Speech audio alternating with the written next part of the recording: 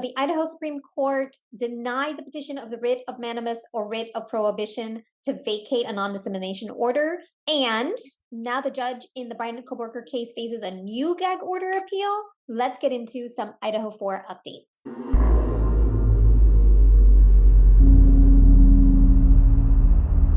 Hi, Empowering Fam. I'm Empowering True Crime Alex, and I am just flabbergasted. So I was going to do a video on the Supreme Court, the Idaho Supreme Court ruling, and then all of a sudden there's a new appeal that's been made. So let's get into a few of these. And if you don't know me, Empowering True Crime covers all things true crime from a compassionate, empathetic, empowering standpoint, so that we can be the voice for the voiceless and support those victim survivors of DV, SA, and other missing persons cases, people that can't speak up for themselves. If you like that style of true crime, make sure to like, subscribe, and hit the bell for notifications anytime I go live or post a video. All right, so let's get into this. So this was the long 15, I think it ended up being 15-page document. So there was a petition to vacate the gag order, the non-dissemination order. And among that, the many media outlets that were included, there was the Associated Press, there were McClatchy companies. I think I saw there was, let's see here, the Society of Professional Journalists, Scripps Media, several different broadcasting companies, and just dozens of media companies that were included in this.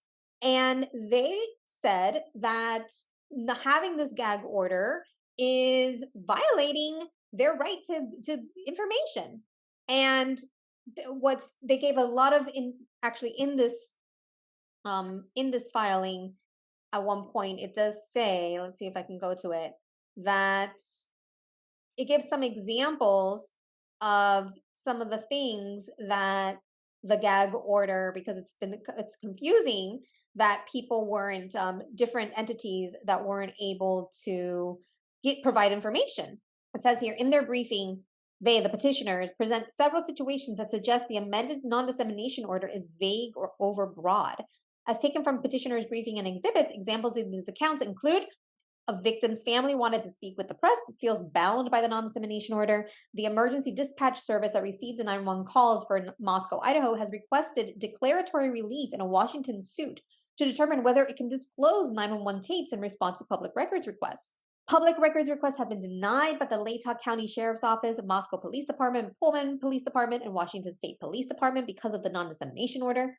The Moscow Police Department published a press release stating it would no longer communicate with the public or media about Coworker's case.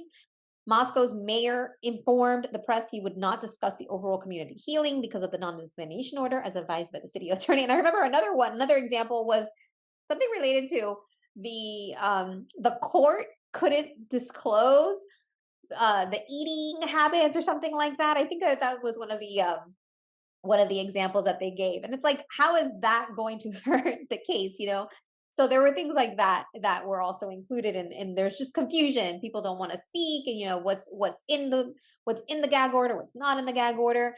And so I'm not going to go through this entire thing. I'm going to put a link to the attorney. He is an attorney, and he went through this. And he is obviously a legal expert, so he's going to go more in depth. I think it was like an hour live, and I'll pin a link here. You can watch him go through every single line of this document. And so because there's new information that's come out, I think it's better that you refer to him. But yeah, so ultimately the conclusion is that for the reason expressed above, we dismiss the petition and deny petitioner's request for a writ of mandamus or a writ of prohibition. And Chief Justice Bevan, Justices Brody, Stegnar, and Zane concur. So that is the Supreme Court of Idaho.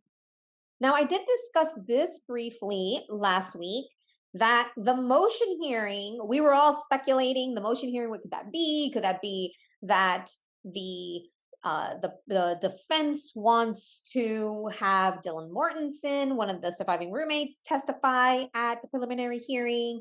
Could it be that the prosecution is going to be calling a grand jury? And it turns out that the motion hearing is actually that it says here the Gonzalez's motion to appeal, amend, and or clarify the amended non-dissemination order.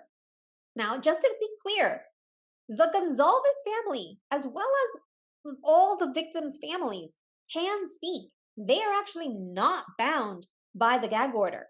The only ones, as far as the victims' families, that are bound by the gag order are actually the attorneys. So the Gonzalez attorney, Shannon Gray, cannot speak to the public. So that's what's concerning. So if Steve Gonzalez wants to speak out, he can. He's not bound, but it was like he got this spokesperson, this attorney spokesperson, for a reason. I think that's why they're like, why, it does seem like it's a reach in this case.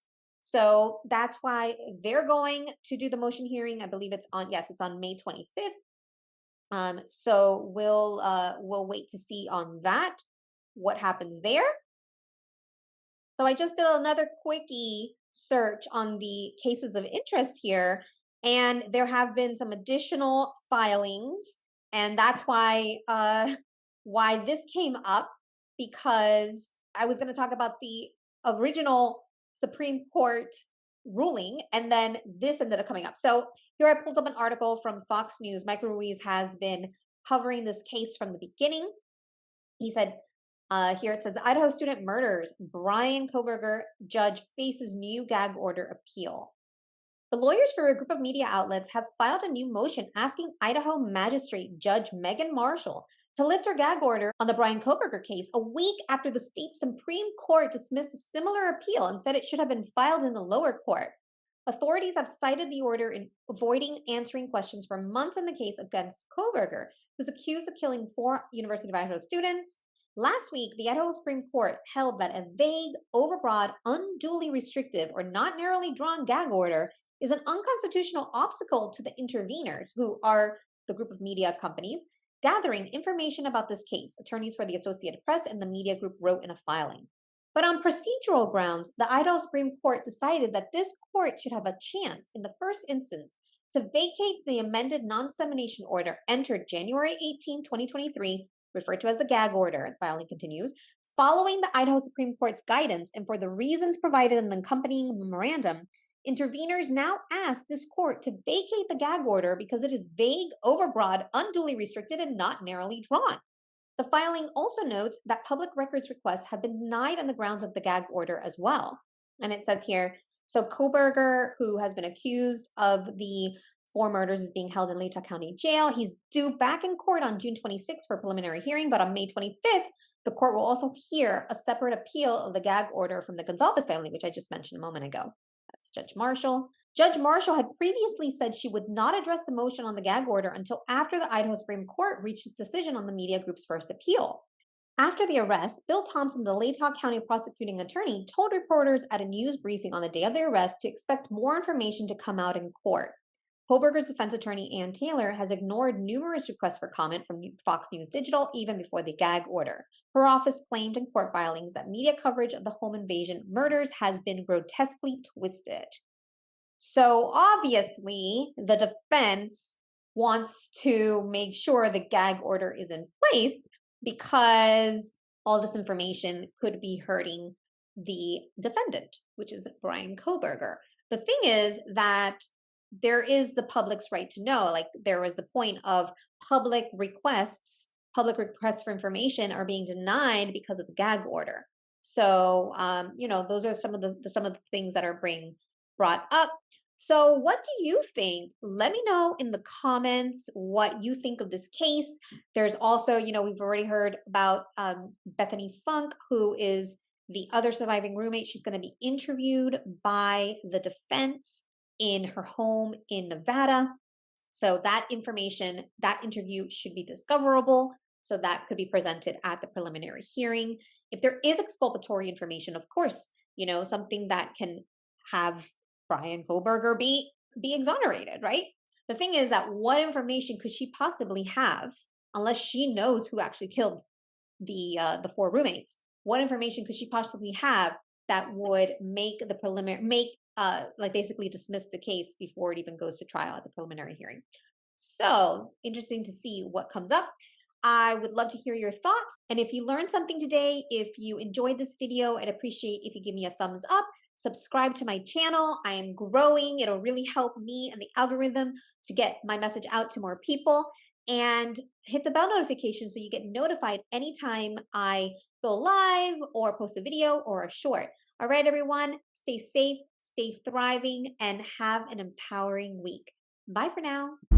Don't forget to like, subscribe, and hit the bell button for notifications. Thank you!